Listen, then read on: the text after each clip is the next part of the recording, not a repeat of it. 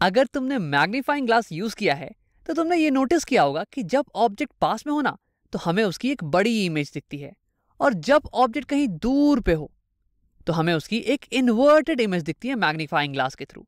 लेकिन ऐसा कैसे हो रहा है यार? ऑब्जेक्ट डिस्टेंस जब वेरी कर रहा है तो मैग्नीफाइंग ग्लास अलग अलग इमेज क्यों दिखा रही है? आओ इसी को समझते हैं। इसे समझने के लिए हम इस्तेमाल करने वाले हैं एक कॉन्वेक्स लेंस का, और हम ये देखेंगे कि जब अलग अलग पोजीशन पे हम ऑब्जेक्ट को रख रहे हैं ना तो इमेज कहाँ कहाँ बन रही है, कैसी कैसी बन रही है। तो देखो, ये है एक कॉन्वेक्स लेंस का साइड व्यू। वैसे तो ये थोड़ा स्फेरिकल होता है, लेकिन अगर हम साइड से देखें ना तो ऐसा दिखने वाला है। हाँ, तो ये हो गई प्रिंसिपल एक्सिस, और प्रिंसिपल एक्सिस जहाँ पे कॉन्वेक्स लेंस के थ्रू जाती है उसे हम कहते हैं ऑप्टिकल सेंटर। और ये हो गया फोकस।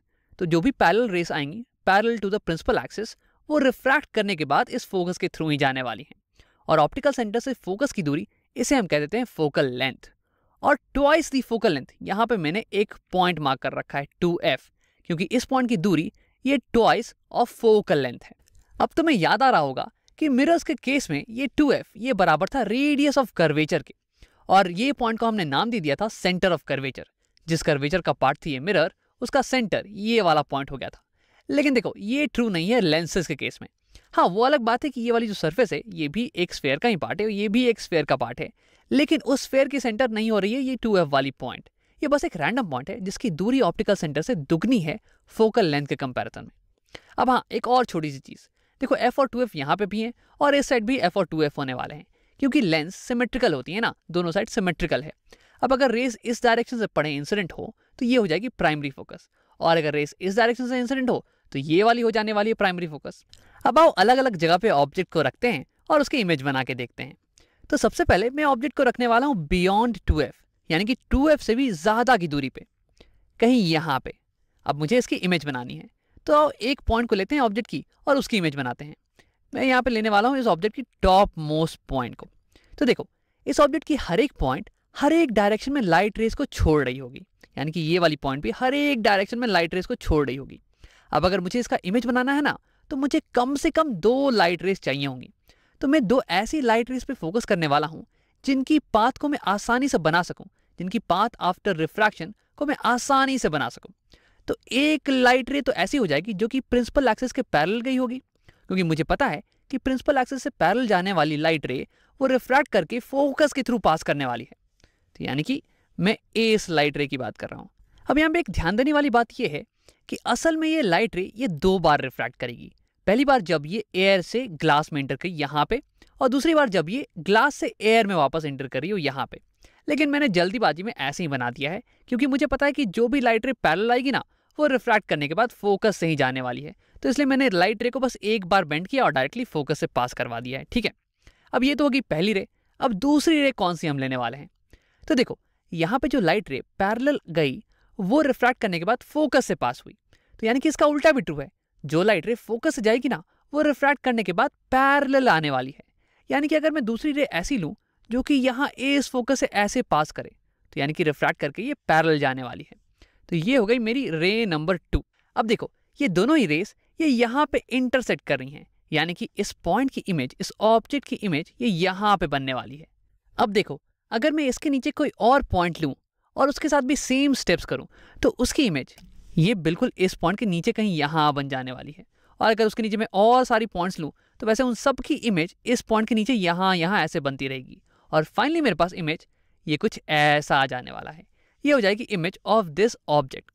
अब अगर इस इमेज की मैं कुछ बात करूं तो देखो, पहली बात तो ये कि ये इमेज ये इन्वर्टेड है, ये तो हमें दिख ही रहा है। ऑब्जेक्ट ऊपर की तरफ है और इमेज ये नीचे की तरफ पॉइंट कर रही है। इसके इसे भी लिख लेते हैं, इमेज हमारी इमेज इन्वर्टेड है, इन्वर्टेड। और ये इमेज ये एक रियल इमेज है, और रियल इसलिए क्योंकि यहाँ पे एक्चुअल में इंटरसेक्शन हो रहा है इन दोनों रेस का, यानी कि ये रियल इमेज है। और अगर तुम ध्यान से देखो तो ये जो इमेज की साइज है ना ये एक्चुअली में थोड़ी सी छोटी है ऑब्जेक्ट की साइज से। तो यहाँ पे इमेज ये डिमिनिश्ड भी है, डिमिनिश्ड। अब अगर मैं इमेज की लोकेशन की बात करूं तो यहाँ पे इमेज मेरा f और 2f के पॉइंट के बीच में कहीं बन रहा है। जब ऑब्जेक्ट 2f के बियॉन्ड है तो इमेज f और 2f के बीच में बनता है। अब उसे लिख लेते हैं, ऑब्जेक्ट इसकी लोकेशन जब बियॉन्ड 2f हो तो इमेज ये बनेगी बिटवीन F and 2F। अब हम क्या करते हैं कि ऑब्जेक्ट को थोड़ा पास लेके आते हैं लेंस के और देखते हैं कि क्या हो रहा है। तो इस बार मैं ऑब्जेक्ट को 2F पे ही बनाने वाला हूँ। तो थोड़ी सी जगह बना लेते हैं और ये आ गया मेरा ऑब्जेक्ट, ये एकदम 2F पे आ गया है। अब आप देखते हैं कि इसकी इमेज कहाँ बनने वाली है। तो हम सेम तरीके का इस्तेमाल करने वाले हैं। मैं चाहूँगा कि तुम वीडियो को एक बार पॉज करो और इसे खुद से करने की कोशिश करो। अब अगर तुमने ट्राई कर लिया है तो आओ देखते हैं। सबसे पहली रे मैं इस ऑब्जेक्ट के टॉप मोस्ट पॉइंट से निकालने वाला हूँ, जो कि पैरेलल जाएगी प्रिंसिपल एक्सिस के, और फिर ये रिफ्रैक्ट करने के बाद फोकस से चली जाएगी। ये होगी मेरी रे नंबर 1। फिर मेरी सेकेंड रे ये फोकस से जाएगी और फिर रिफ्रैक्ट करने के बाद ये पैरेलल चली जाएगी प्रिंसिपल एक्सिस के, और यहाँ पे इंटरसेक्शन होने वाला है। तो देखो ये पॉइंट हो जाएगी image of the top most point of the object. अब ऐसे करते करते अगर मैं इस टॉप मोस्ट पॉइंट के नीचे वाले सारे ऑब्जेक्ट के साथ सेम चीज़ें करूँ तो उन सबकी इमेज यहाँ इसके नीचे बनने वाली है। अब अगर तुम्हें मैथ से बहुत प्यार है तो मैं तुम्हें एक चीज़ दिखाना चाहूँगा। देखो ये जो बन रहा है ना, ये असल में एक पैरेललोग्राम है। ये वाली साइड ये इस साइड के बराबर होने वाली है और सिमिलरली ये वाली साइड लेंथ ये इस साइड लेंथ के बराबर होने वाली है। तो इसलिए जो हमारा इमेज बन रहा होगा ना, ये एग्जैक्टली सेम डिस्टेंस पे बन रहा होगा लेंस से जिस डिस्टेंस पे हमारी ऑब्जेक्ट रखी हुई है। तो हमारी इमेज कुछ ऐसी बन जाने वाली है। और हाँ, इसकी जो साइज होने वाली हाइट ये भी बिल्कुल ही बराबर होने वाली है ऑब्जेक्ट हाइट के। तो अब कुछ इमेज की प्रॉपर्टीज़ के बारे में बात कर लेते हैं। तो यहाँ पे ये इमेज ये सेम हाइट की है। पहली बात तो इसे मैं लिख लेता हूँ सेम साइज और ये इन्वर्टेड है ऑब्वियसली। यहाँ पे ये ऊपर खड़ी है ऑब्जेक्ट और यहाँ पे ये नीचे खड़ी है इमेज, इन्वर्टेड। और ये एक रियल इमेज है, रियल इमेज, क्योंकि यहाँ पे असली में इंटरसेक्शन हो रहा है रेस का। और अगर इसके मैं पोजीशन की बात करूँ तो ये सेम पोजीशन पे है जिस पोजीशन पे यहाँ पे ऑब्जेक्ट थी। जितनी दूर ऑब्जेक्ट थी लेंस से उतनी ही दूर यहाँ पे हमारी ये इमेज भी बन रही है। तो यानी कि जब ऑब्जेक्ट ये 2F पे हो तो हमारी इमेज ये भी बिल्कुल सेम पोजीशन में बनती है 2F पे। ऑब्जेक्ट एट 2F तो इमेज भी एट 2F। हाँ, वो अलग बात है कि ये दोनों 2F ये अलग अलग साइड में है। ये वाला 2F इस साइड में है तो ये इमेज वाला 2F ये राइट साइड में है। अब देखो अगर मैं इसे कंपेयर करूँ पिछले केस से, पिछले बार हमारा ऑब्जेक्ट ये कहीं इतनी दूर पे था, बियॉन्ड 2F था, और इस बार हमारा ऑब्जेक्ट ये थोड़ा पास में आ गया है, ये 2F पे आ गया है ना। तो अब इस बार जो इमेज बन रही है ना, ये थोड़ी सी दूर चली गई है। ऑब्जेक्ट पास आ गया लेंस के तो इमेज थोड़ी दूर चली गई और इमेज ये बड़ी भी हो रही है पिछले इमेज के केस में। अब आओ ऑब्जेक्ट को लेंस के थोड़ा सा और पास लेके आते हैं। इस बार मैं ऑब्जेक्ट को 2F और F के बीच में रखने वाला हूँ, यहाँ पे कहीं, और सेम चीज़ें हम फिर से करने वाले हैं। ऑब्जेक्ट के टॉप मोस्ट पॉइंट से हम दो ऐसी रेस निकालेंगे जिनको कि हम ट्रेस कर सकें। तो पहली रे जाएगी प्रिंसिपल एक्सिस के पैरेलल और रिफ्रैक्ट करके ये फोकस से चली जाएगी कुछ ऐसे, और दूसरी रे ये फोकस से जाएगी और रिफ्रैक्ट करके ये पैरेलल निकल जाएगी प्रिंसिपल एक्सिस के। अब जहाँ पे इंटरसेक्शन होगा वहाँ पे हमारी इमेज बनने वाली है इस टॉप मोस्ट पॉइंट की। अब अगर मैं इस टॉप मोस्ट पॉइंट के नीचे के किसी भी पॉइंट को लूँ और उनके साथ सेम स्टेप्स करूँ तो उनकी इमेज इस पॉइंट के नीचे बनने वाली है ऐसे, और फाइनली हमारे पास इमेज यहाँ ऐसे बन जाने वाला है। अब आओ इमेज की कुछ प्रॉपर्टीज़ के बारे में बात कर लेते हैं। तो यहाँ मैंने लिख रखी है इसकी प्रॉपर्टीज़। देखो हमारी इमेज ये रियल होने वाली है क्योंकि असल में यहाँ पे इंटरसेक्शन हो रहा है रेस का, और हमारी इमेज ये इन्वर्टेड होने वाली है, ये तो मुझे दिख ही रहा है, और हमारी इमेज ये इनलार्ज्ड बनने वाली है। देखो कैसे ये बड़ी है ऑब्जेक्ट के साइज से। तो यानी कि ऑब्जेक्ट जब 2F और F के बीच में हो यहाँ पे तो इमेज ये बियॉन्ड 2F बनता है, 2F के बियॉन्ड बनता है। अब देखो ये बिल्कुल ही उल्टा है हमारे फर्स्ट केस का। फर्स्ट केस में ऑब्जेक्ट ये थी बियॉन्ड 2F और इसकी इमेज बन रही थी F और 2F के बीच में, और इस केस में हमारी ऑब्जेक्ट ये है बिटवीन 2F एंड F और इसकी इमेज ये बन रही है बियॉन्ड 2F। फर्स्ट केस में इमेज ये छोटी बन रही थी और इस केस में इमेज ये बड़ी बन रही है। और तुम्हें एक बात ये भी दिख रहा होगा कि जैसे जैसे हम ऑब्जेक्ट को पास लेके आ रहे हैं ना, वैसे वैसे इमेज इसकी साइज बढ़ती चली जा रही है। अब आओ क्या करते हैं कि ऑब्जेक्ट को थोड़ा और पास लेके आते हैं। इसे हम F पे ही रख देते हैं, तो इसे मैं हटा देता हूँ। हाँ, और ऑब्जेक्ट को हम इस बार रखने वाले हैं F पे, फोकस पे। तो इस बार हम सेम दो रेस को लेने वाले हैं।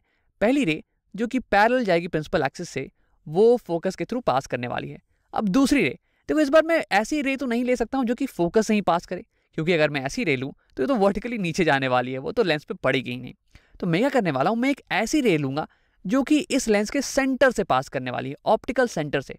और ऐसी रेस क्या होती है ना, ये बिल्कुल भी रिफ्रैक्ट नहीं होती है, बिल्कुल भी डेविएट नहीं होती हैं, ये बिल्कुल ऐसे ही निकल जाने वाली है, अनडेविएटेड, ये कुछ ऐसे। अब ऐसा क्यों होता है इसके बारे में हम बाद में बात करने वाले हैं, अभी बस तुम ये मान लो। तो ठीक है, अब देखो ये दोनों जो रेस हैं रिफ्रैक्शन के बाद ये बिल्कुल ही पैरेलल हो जाएंगी एक दूसरे के, यानी कि ये बिल्कुल भी कन्वर्ज नहीं करने वाली हैं। अब अगर ये कन्वर्ज नहीं करेंगी तो यानी कि कोई इमेज तो बन नहीं सकती यार। तो अगर मेरी आंखें कहीं यहाँ पे हो और ये दोनों रेस मेरी आंखों में जा रही हो, तो यानी कि मेरा ब्रेन इन दोनों रेस को पीछे की तरफ प्रोड्यूस करने वाला है और ये खोजने की कोशिश करने वाला है कि ये कहाँ से ओरिजिनेट कर रही हैं। अब क्योंकि ये पैरेलल लाइंस है, तो यानी कि ये तो इंटरसेक्ट कहीं पे करने वाली है नहीं, तो यानी कि यहाँ पे कोई इमेज नहीं बनने वाली है। हाँ, वैसे हम मैथ्स में बोल देते हैं कि ये पैरेलल लाइंस, दो पैरेलल लाइंस कहीं इन्फिनिटी पे इंटरसेक्ट करती हैं, तो मे बी इमेज इन्फिनिटी पे कहीं होने वाली है। तो यानी कि इस केस में इमेज इन्फिनिटी पे होगी, इन्फिनिटी, या फिर तुम कह सकते हो नो इमेज। अब आओ एक और केस लेते हैं और ऑब्जेक्ट को थोड़ा और पास लेके आते हैं। इसे हम बिटवीन फोकस और ऑप्टिकल सेंटर रखने वाले हैं इस बार। तो इसे मैं हटा देता हूँ और ये हो गई मेरी ऑब्जेक्ट। ये इस बार रखी हुई है फोकस और ऑप्टिकल सेंटर के बीच में। तो सबसे पहली रे ये तो जाएगी पैरेलल टू प्रिंसिपल एक्सिस और ये रिफ्रैक्ट करने के बाद ये फोकस से पास करने वाली है। अब दूसरी रे ये मैं कुछ ऐसे लेने वाला हूँ कि लगेगा कि ये फोकस से ही आ रही हो, ऐसी कुछ रे। ये देखो, ये लगेगा कि फोकस से आ रही है और ये फिर हिट कर रही है कॉन्वेक्स लेंस पे। अब रिफ्रैक्ट करने के बाद ये वाली रे पैरेलल जाएगी प्रिंसिपल एक्सिस के, कुछ ऐसे।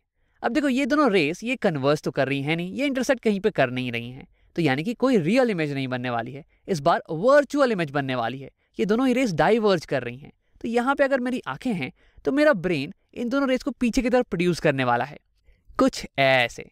तो ब्रेन को लगेगा कि ये दोनों रेस ये इस पॉइंट से ओरिजिनेट कर रही हैं, ये सोर्स है इन दोनों रेस का। तो यानी कि ये पॉइंट ये हो गई इमेज ऑफ दिस ऑब्जेक्ट हमारी आंखों के लिए। अब वैसे ही अगर मैं सारे पॉइंट्स की इमेज बनाऊं तो वो कुछ इसके नीचे बनने वाली हैं और हमारी फाइनल इमेज ये कुछ ऐसी दिखने वाली है। अब देखो, अब इस इमेज की कुछ प्रॉपर्टीज के बारे में बात करते हैं। तो यहाँ मैंने नीचे लिख रखा है इसकी प्रॉपर्टीज। ये पहली बात तो ये वर्चुअल इमेज है, क्योंकि असल में लाइट रेस इंटरसेक्ट कर नहीं रही हैं, बल्कि हमारे दिमाग को लग रहा है कि इंटरसेक्शन यहाँ पे हो रहा होगा, तो इसलिए ये वर्चुअल इमेज है। दूसरी बात ये कि ये मैग्नीफाइड है, वो तो तुम्हें दिख ही रहा है, ये इमेज ये बड़ा है साइज में ऑब्जेक्ट से, और ये इमेज इरेक्ट है। देखो अभी तक जो रियल इमेजेस बन रही थी ना वो इन्वर्टेड थी, ऑब्जेक्ट ऊपर की तरफ खड़ी थी तो इमेज नीचे की तरफ खड़ी थी, लेकिन इस बार ये वर्चुअल इमेज ये भी ऊपर की तरफ ही खड़ी है, तो यानी कि इसे हमने इरेक्ट लिख दिया है। और ये सेम साइड पे भी है, जिस साइड पे ऑब्जेक्ट है लेंस के उसी साइड पे हमें इमेज भी दिख रही है।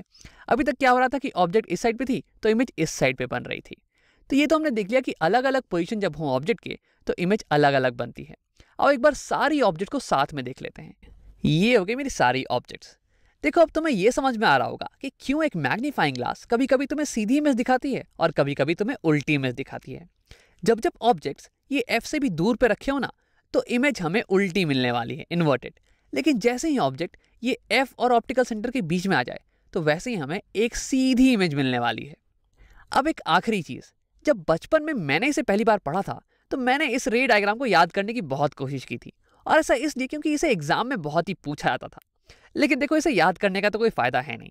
यहाँ पे जब भी मुझे ऑब्जेक्ट की इमेज बनानी हो तो मैं कोई भी दो रेस लूंगा और उसे इमेज बना देने वाला हूँ, और जैसे जैसे मैंने ज़्यादा प्रैक्टिस की ना तो वैसे वैसे ये बहुत ही आसान हो गया मेरे लिए और मैं बहुत ही जल्दी जल्दी इमेज बनाने लग गया था। तो इसे याद करने से कोई फ़ायदा है नहीं, इसे समझ के एक बार प्रैक्टिस कर लेना तुम।